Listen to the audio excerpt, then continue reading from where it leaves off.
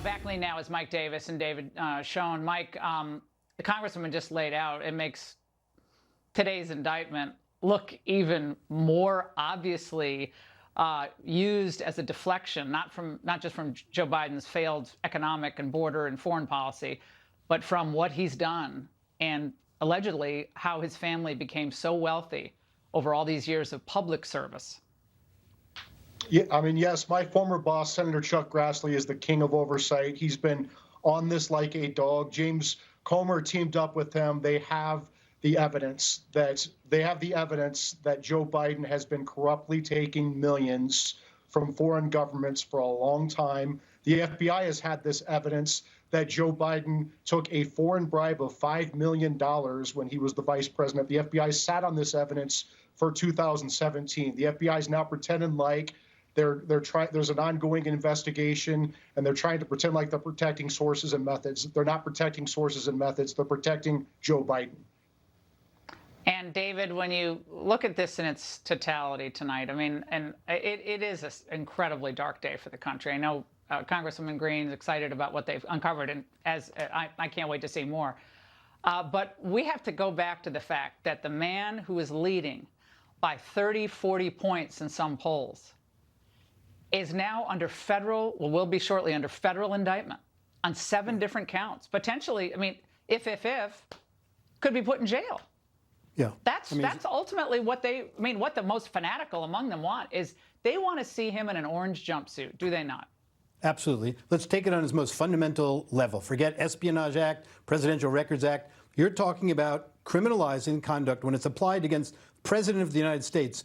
A short time earlier, he sat in the White House. He had full access to these documents, could do whatever he wanted, could declassify them when he wanted. And now you want to criminalize conduct in potentially holding on to documents that he's very proud of, maybe in some cases, or otherwise. Why? We trusted him with the very lifeblood of the country just a couple months earlier. Now it's criminal conduct. So on a gut level, that doesn't make sense. 2 other points I want to make quickly. You said earlier that the Republican leadership should come forward. All leadership, all Americans should come forward and speak out against this. And you can be sure if they find national defense information with Joe Biden, Democratic leadership will speak out.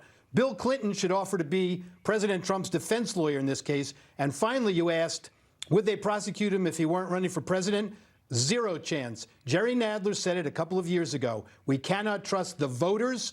We have to use extraneous measures to go after Donald Trump. And that's what happened. And I've had the conversation with him, suggesting why not walk away from this, be a kingmaker, don't run for office. And his view is he cannot turn his back on the tens of millions of people who count on him. He's a fighter. He's going to stand and fight.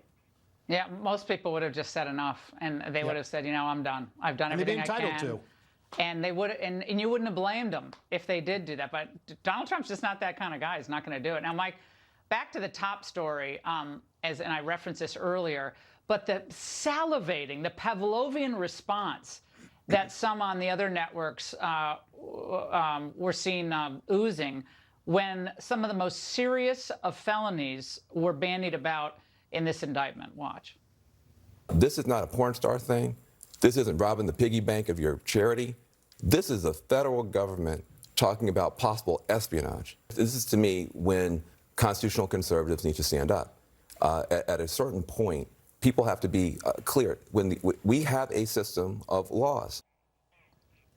Mike, the Espionage Act is what he's grabbing onto there. I mean, who in their right mind believes that applies here?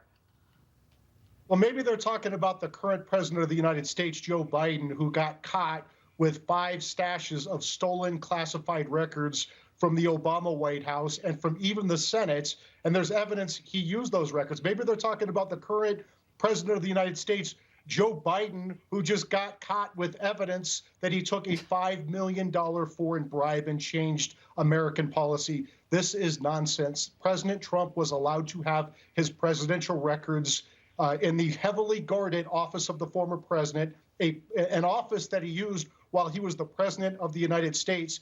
It has Secret Service protection. It has federally funded secure staff with security clearances. These documents never leaked for 18 months after Trump left the White House. They only leaked when Biden and Garland sent in this illegal home raid to go get back these documents. And they got back the Crossfire Hurricane records that were so damning to the Democrat regime.